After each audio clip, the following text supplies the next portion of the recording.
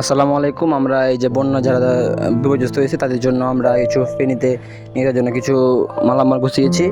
এখন আমরা এগুলো ফেনীতে নিয়ে যাওয়ার জন্য ইনশাল্লাহ বের হব। আমাদের এখানে চাল, ডাল, আলু, তেল এরকমভাবে আমরা প্রতিটি ব্যাগ করে সাজিয়েছি।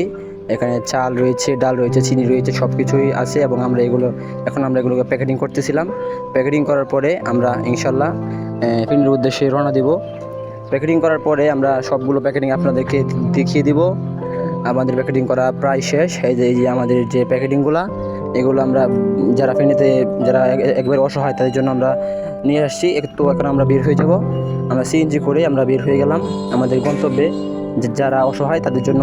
এবং আমরা প্রতিজনের কাছে এই বন্যায় যারা কবলিত তাদের জন্য প্রতিজনের হাতে হাতে আমরা ব্যাগগুলো পৌঁছে দিলাম এবং তারপর আমরা আবারও রওনা দেওয়ার পরে আমরা আবারও যারা অসহায় তাদের জন্য আমরা প্রতিজনের হাতে হাতে আমরা দিয়ে দিলাম ব্যাগগুলা।